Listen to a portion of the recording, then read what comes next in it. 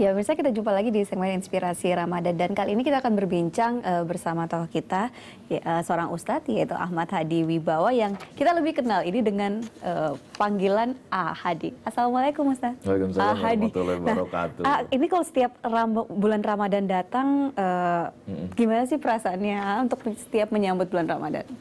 Ya, tentu sebagaimana anjuran Nabi ya, kita harus bisa berbahagia, bersuka cita. Apalagi kita ini hari-hari yang dijalani kan, belum tentu ibadah kita diterima, sedekah kita belum tentu diterima. Tetapi ketika masuk Ramadan ini, ada pahala-pahala yang memang dilipat gandakan oleh Allah, sedekah yang diterima, doa yang diijabah. Maka pantas jikalau kita semua kemudian mau menyambutnya dengan bergembira, bersuka cita. Apalagi ini dalam 12 bulan 1 tahun itu Allah pilihkan cuma 1 ya. Dan itu keutamanya luar biasa banyak. Siang harinya kita saum, kemudian malam harinya pun qiyamul lail, ibadah. Yang ini sebetulnya membuat umat yang lain tuh iri ya kepada kita sebagai umat Nabi Muhammad. Kenapa? Karena umat terdahulu tuh umurnya panjang-panjang, kemudian kuat-kuat, kekar-kekar. Sementara umat Nabi Muhammad seperti kita ini umurnya pendek-pendek, lemah-lemah. Tapi mengapa mereka sampai kemudian iri kepada kita? Karena kita ini ditakdirkan oleh Allah punya 1 bulan yang itu kalau beribadah ada lipatan-lipatan. Bahkan dijanjikan ada 1 malam yang kalau beribadah di malam itu lebih baik dari 1000 bulan. Lailatul Qadar itu. Lailatul Qadar, malam kemuliaan. Jadi umur boleh pendek, tapi ketika kita sanggup menyambut Ramadan dengan kegembiraan, kemudian diisi dengan amal ibadah yang baik, maka sebetulnya ini adalah keuntungan. Hidup itu harus seperti berdagang. Jadi cari keuntungan sebanyak-banyaknya. Untuk apa? Untuk bekal kita nanti di akhirat akan mendapatkan kebahagiaan, keselamatan, kesejahteraan. Kalau sendiri punya nggak sih ya, pengalaman atau mungkin ya pengalaman spiritual lah yang benar-benar dirasakan di bulan Ramadan yang kemudian akhirnya membawa pengaruh yang begitu besar bagi kehidupan? Ya, ini sebetulnya dari kecil memang sudah ditanamkan untuk selalu berpuasa di bulan Ramadan ya. Tetapi itu menjadi sesuatu yang lebih berarti lagi ketika kurang lebih tahun 97 itu saya mengalami goncangan luar biasa. Secara ekonomi mendapatkan goncangan, hidup pun mendapatkan goncangan.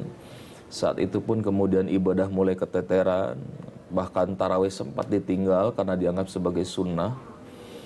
Tapi kemudian menyadari masuk tahun awal-awal 2000 atau 99 ditata lagi tuh. Ternyata selama ini ada yang salah.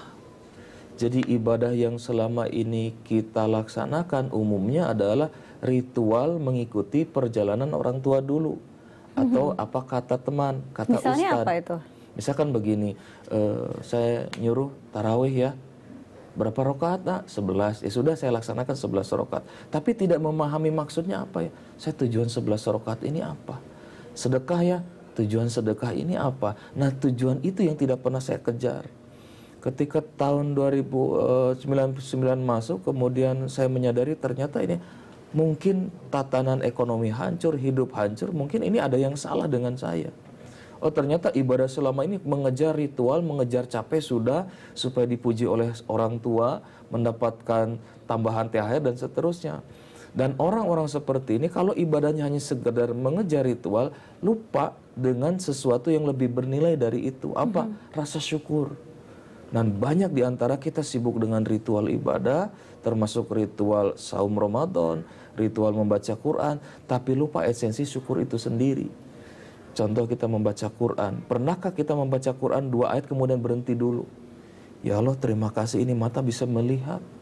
Seandainya mata ini tidak bisa melihat, ya Allah bagaimana mungkin saya bisa membaca Quran? Baik. Betul. Kemudian kita saum, alhamdulillah saya bisa melaksanakan saum. Sehat, terima kasih ya Allah dengan sehat. Kalau tidak disehatkan, bagaimana mungkin saya akan saum? Dan itu semua rasa syukur kemudian itu benar-benar dirasakan ketika bulan Ramadan itu. Iya, dan nikmat yang lain kemudian datang sebagaimana janji Allah, ketika bersyukur maka nikmat Allah. Tapi biasanya nih, ini banyak kita lihat di realita atau di kehidupan saat ini bahwa ketika bulan Ramadan biasanya orang berlomba-lomba untuk mengerjakan kebaikan. Betul. Tapi ternyata di bulan-bulan berikutnya malah jadi keteteran, malah jadi melupakan. Betul. Akhirnya kita lupa dengan esensi itu sendiri. Ibadah untuk apa ya? Kenapa ada Ramadan? Kenapa ada diperintah untuk tarawih? Kenapa Nah, gimana ada sahur? caranya itu agar apa yang dilakukan di bulan Ramadan itu juga terus dilakukan di bulan-bulan berikutnya? Ini ada 3 yang harus dilakukan. 1, kita harus banyak berdoa dulu. Banyak berdoa, sebab apa? Kita hari ini masih panjang umur, masih bisa melaksanakan puasa. Ini adalah hidayah dari Allah. Kita berdoa, ya Allah, tanamkan kepada kami hidayah. Jangan kau keluarkan dan jangan kau cabut hidayah dari kami. Yang kedua, timbulkan kesadaran bahwa kita hidup cuma sebentar. Hidup yang sebetulnya adalah di akhirat. Di sini bukan untuk menjadi tujuan. Di sini adalah untuk berbekal diri. Yang ketiga, kalau terus itu dilaksanakan, nanti ada kesadaran. Kesadaran apa? Oh iya, saya saja mau ke Bandung, saya saja mau ke Surabaya, mau ke Eropa harus berbekal. Apalagi ini akan menghadapi kehidupan akhirat yang kekal abadi. Maka di sini harus ada bekal. Yang ketiga tentu harus ada pergaulan yang lebih baik lagi. Jangan sampai setelah Ramadan pergaulan kita, maaf, sebagaimana teman-teman yang lain, ngapain ngaji aja terus? Udah kali, akhirnya apa? Iya ya, ngapain sih ngaji terus? Udah kali, oh iya ya, tapi orang-orang yang soleh yang senantiasa kita bergaul dengan mereka, kita akan terbawa terus. Terbawa untuk apa? Untuk selalu istiqomah di jalan Allah. Tidak salahlah menurut ayah, saudara-saudara kita yang begitu tekunnya di Ramadan, kemudian selesai Ramadan pun habis. Ya mudah-mudahan selesai Ramadan ini tidak seperti Ramadan tahun yang lalu, jor-joran ibadah selama sebulan, setelah masuk 1 Syawal kemudian drop, menurunnya. Kita berbaik sangka saja. Baik, kita nanti masih akan ngobrol lagi di segmen berikutnya. Pemirsa jangan kemana-mana, kami akan segera kembali.